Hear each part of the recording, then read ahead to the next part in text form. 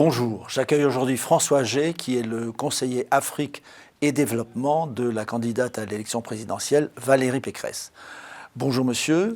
Bonjour. Nous allons parler de l'Afrique et du programme concernant l'Afrique de Valérie Pécresse. Vous êtes un spécialiste de l'Afrique, par ailleurs. Vous avez une grande expérience de ce continent. J'ai consacré toute ma vie professionnelle, effectivement, à l'Afrique. Peut-être qu'on peut dire l'inverse. D'ailleurs, c'est peut-être l'Afrique qui m'a fait ma vie professionnelle. Je l'ai fait effectivement dans l'industrie. J'ai fait de l'aide au développement ou à la transition économique à travers le soutien aux petites et moyennes entreprises avec Michel Rocard, avec Afrique Initiative, il y a 20 ans maintenant. J'ai fait de la coopération décentralisée aussi. Et puis, j'ai fait du cabinet ministériel en France. Et puis, j'ai travaillé pendant une dizaine d'années à l'Agence française de développement. Et puis aujourd'hui, j'accompagne les entreprises africaines dans leur stratégie de développement et dans leur levée de fonds. Alors, dans le programme de Valérie Pécresse, quelle place tient l'Afrique ? Alors, elle tient une place plus importante que l'impression qu'on peut en avoir. Malheureusement, on a eu peu de campagnes et peu de débats, mais elle a une importance réelle, d'abord parce que, comme le dit Valérie Pécresse, nos destins sont clairement liés, l'Afrique, l'Europe, mais aussi la France en particulier, avec l'Afrique du Nord, avec l'Afrique francophone. Donc nos destins sont liés pour des tas de raisons, des raisons historiques, des raisons culturelles, des raisons évidemment de populations qui se croisent, et avec effectivement parfois des tensions, comme on a pu en avoir, qui ont été déclenchées parfois par des propos malheureux. Et donc on essaye de construire ce qui sera la relation de demain entre la France et l'Afrique, et en particulier avec l'Afrique francophone. Quel bilan faites-vous de l'action du président Macron en Afrique ? Pour être franc, nous dressons un bilan assez sévère. Il a eu beaucoup de déclarations qui se voulaient modernes et en rupture. Et puis, il a affiché dans la réalité quelques faiblesses. D'abord, beaucoup de faiblesses dans le ton. Il a commis quand même quelques maladresses. Il avait annoncé à grand renfort de médias un discours de rupture à Ouagadougou, dont le prononcé a été quand même pollué par cette maladresse avec le président Kaboré. Cette histoire de climatiseur qui a traumatisé, je crois, quand même tous les Africains. Rappelez ce que c'était, s'il vous plaît, à nos auditeurs. Les présidents, donc le président Macron venait de prononcer son discours à Ouagadougou devant un parterre d'étudiants. Et puis, à un moment, quelqu'un a parlé de la climatisation. Donc, il a dit, mais c'est pas à moi de m'occuper de la climatisation, c'est pas nous de la France, ce qui est vrai. Mais il dit, mais c'est plutôt lui, désignant le président de la République, le chef de l'État burkinabé, en s'adressant à lui, en le désignant, en le tutoyant, en disant « Est-ce que tu peux t'en occuper ?» Bon. C'est clair que tout ça ne se fait pas. Le ton n'était pas convenable. Alors, on aurait pu croire d'ailleurs que c'était une erreur de jeunesse et de débutant, puisque c'était fin 2017. Enfin, depuis, il y a eu quand même plusieurs maladresses. On a été traumatisés les uns et les autres par le dramatique accident qui a coûté la vie à 14 parachutistes français, qui a déclenché la convocation d'un sommet par voie de presse à Pau, par le président de la République. Et là, ses homologues ont découvert dans la presse qu'ils étaient convoqués à Pau pour un sommet. Donc évidemment, ils ne sont pas venus. Ils en ont quand même gardé effectivement une forme d'acrimonie contre le ton général. Et puis, bon, la crise malienne, la crise diplomatique entre la France et le Mali a été... nous pensons très, très mal géré, sans doute manipulé dans le cadre de la campagne électorale pour se débarrasser du sujet malien pour la campagne. Et on a fini par pousser à la faute, en quelque sorte, les autorités maliennes, après les avoir qualifiés de juntes, avoir dit qu'ils étaient illégitimes. On peut en discuter, mais je ne suis pas sûr que le président de la République française soit le plus légitime à qualifier de la légitimité des autorités au Mali. Surtout quand il est allé, 24 heures après la disparition d'Idriss Déby, soutenir l'équipe militaire au pouvoir au Tchad. Donc je crois que le problème, c'est que le président de la République a exercé sa mission de façon très solitaire, souvent improvisée, alors qu'il avait autour de lui, ou il aurait pu avoir autour de lui, des conseillers expérimentés.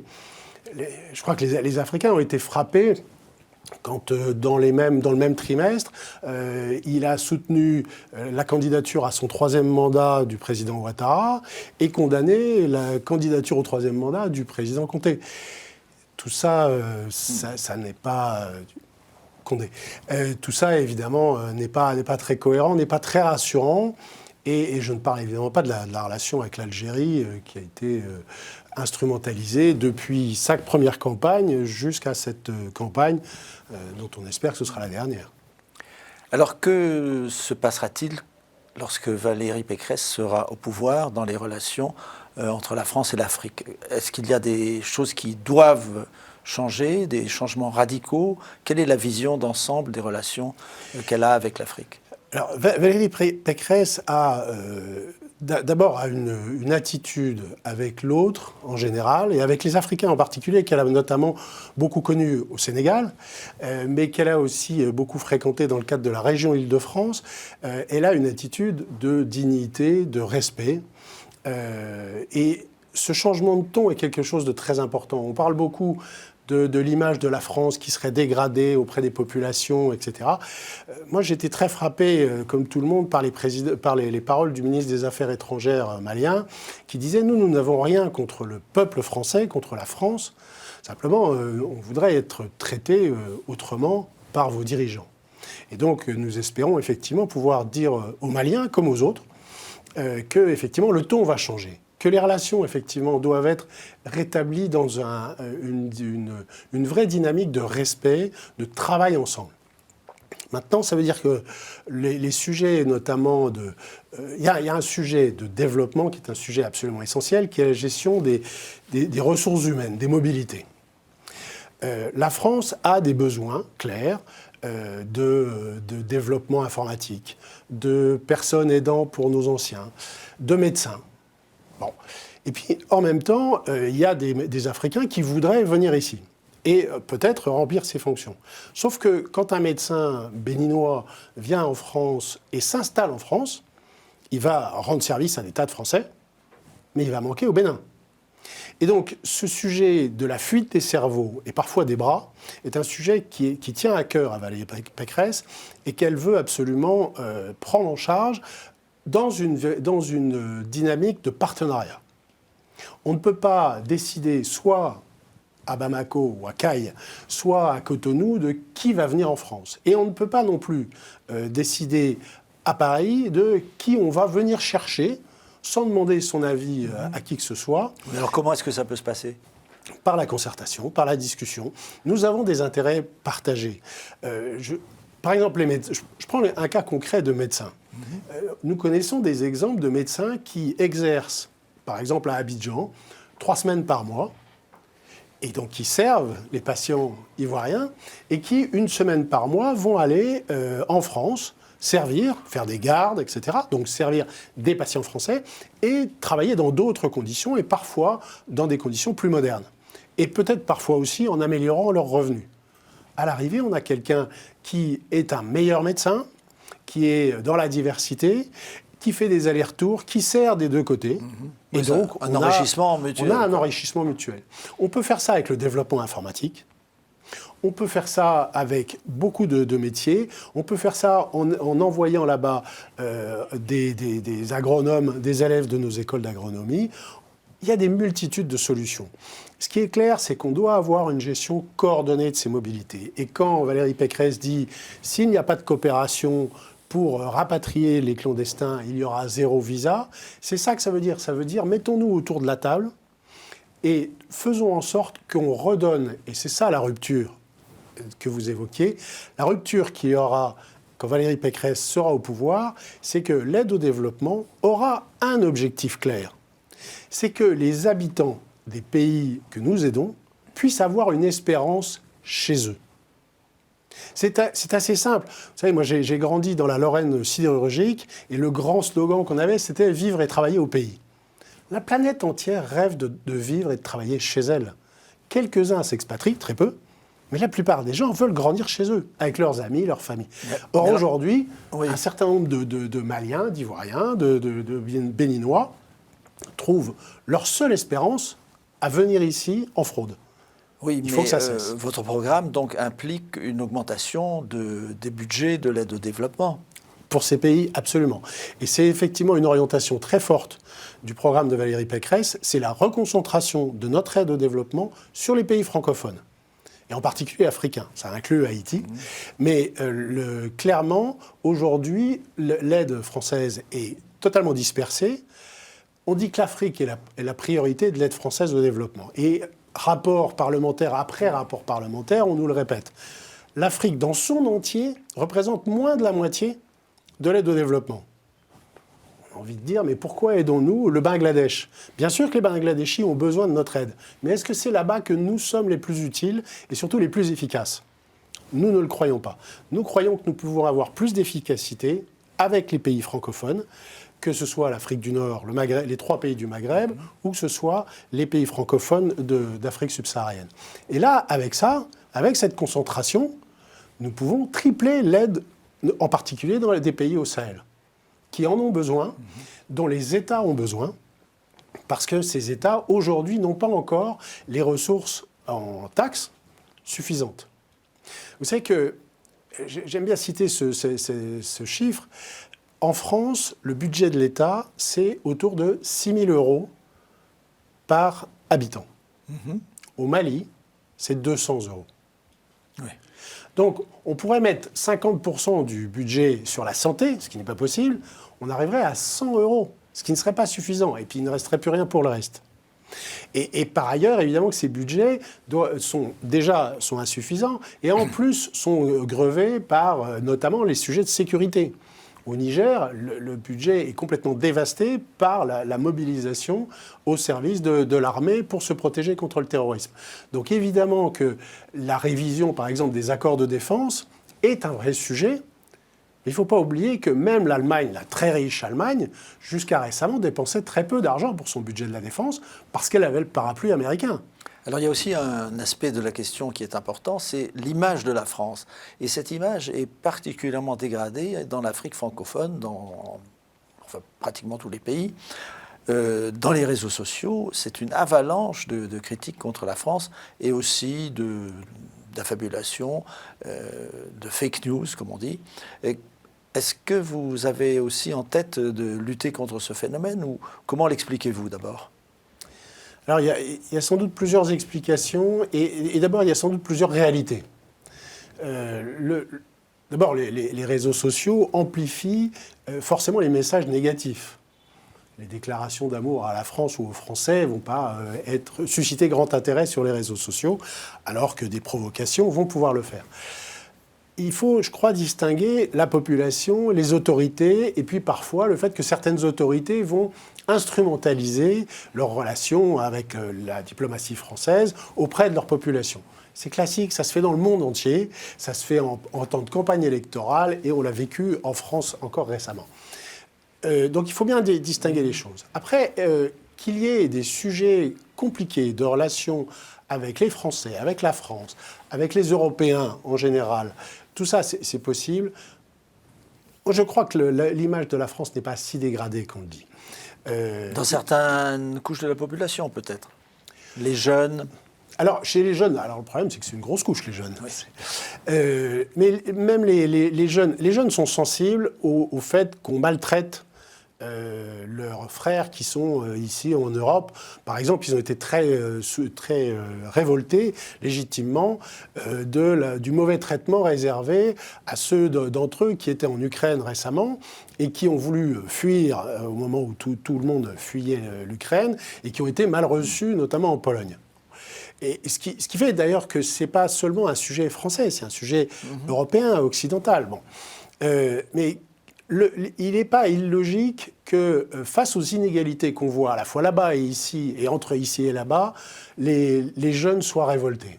Et c'est humain, c'est normal, c'est probablement assez sain qu'il y ait une révolte contre ces inégalités. Vous voyez, il y a eu aussi ces incidents autour du convoi militaire français qui quittait le Mali pour une réorganisation. Donc il y a eu beaucoup de manifestations qui étaient populaires. Après, je parlais de manipulation par les autorités nationales.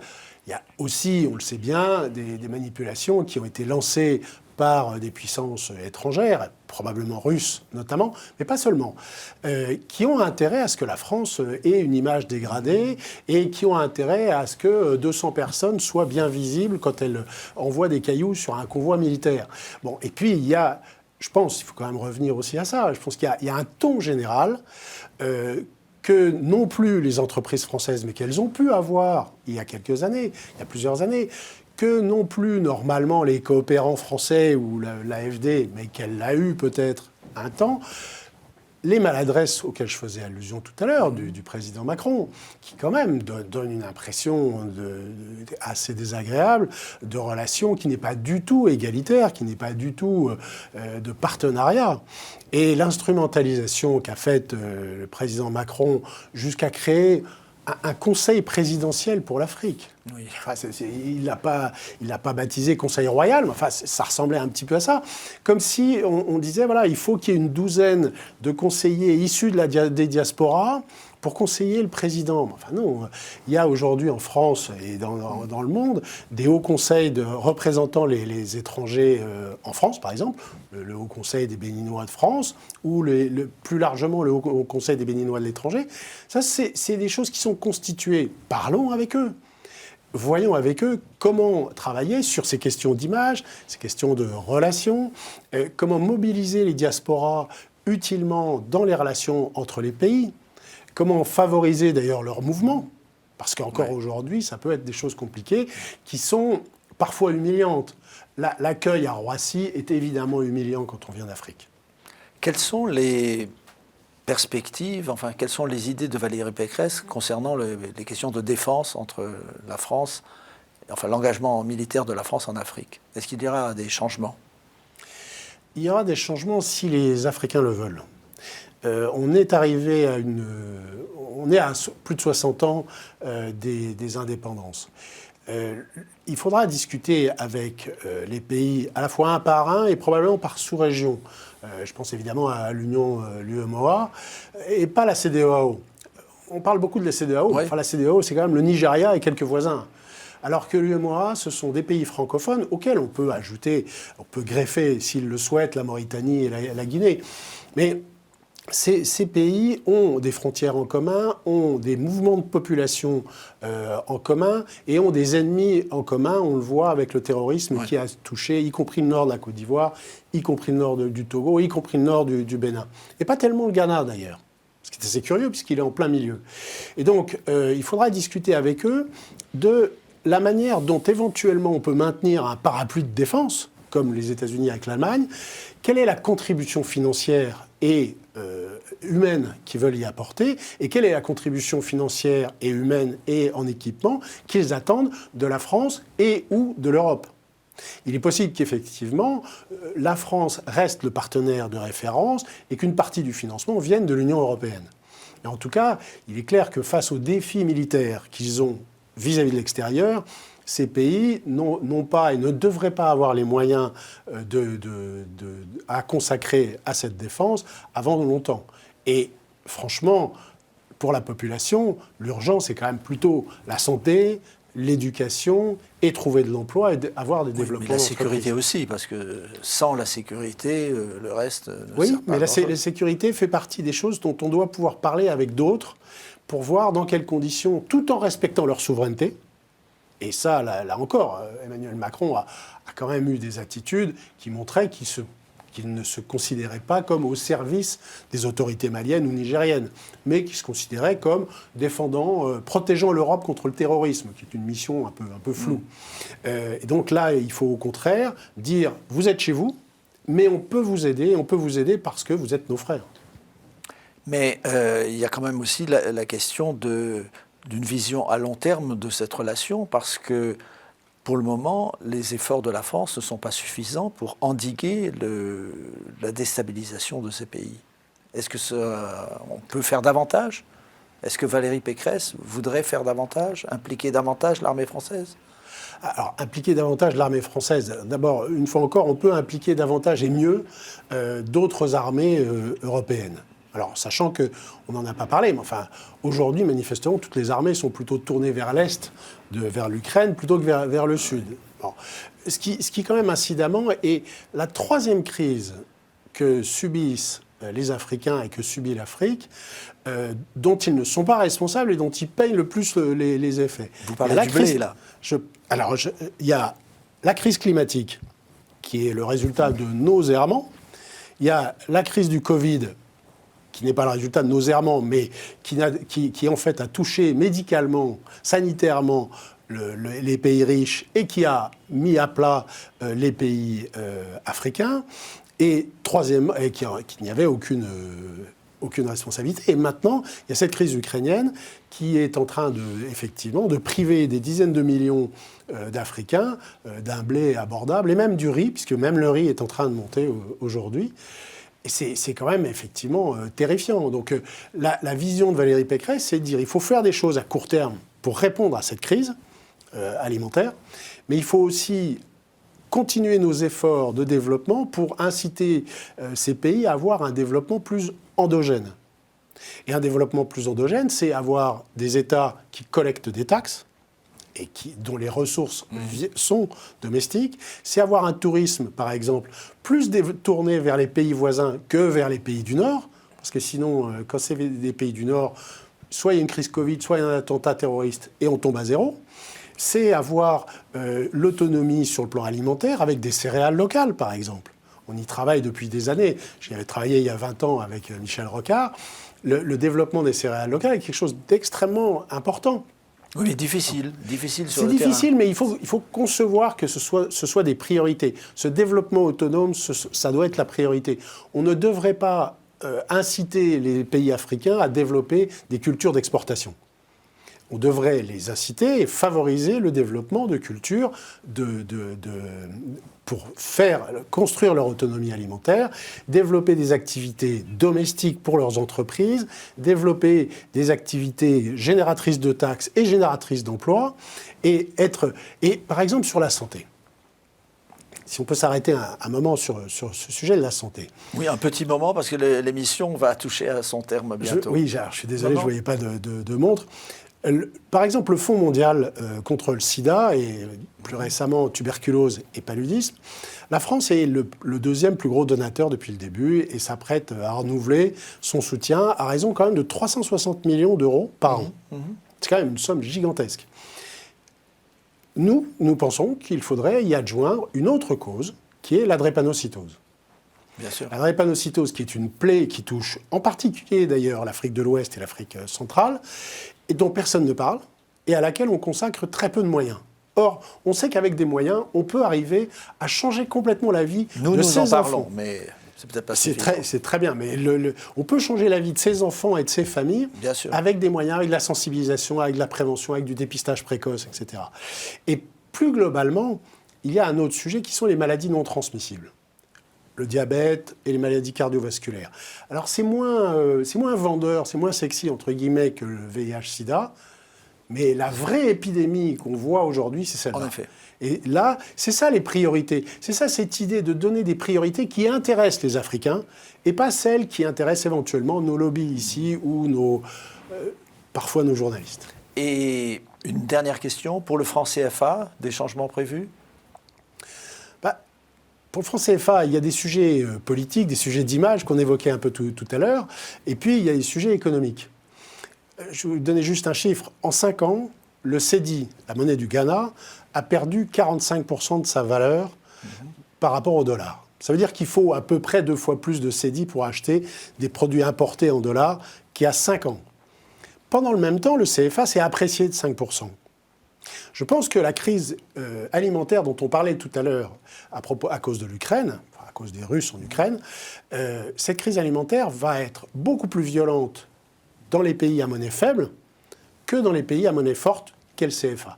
Alors le CFA a peut-être des inconvénients, mais il a quand même un avantage, c'est qu'il protège quand même beaucoup les populations contre les accidents monétaires. François Gey, je vous remercie d'avoir accepté de participer à cette émission. Je rappelle que vous êtes conseiller Afrique et développement de la candidate Valérie Pécresse. Merci à vous. Donc on pourra reparler de ces questions lorsque vous serez au gouvernement. Avec plaisir. Voilà. Merci beaucoup. Merci d'avoir suivi cette émission et à bientôt.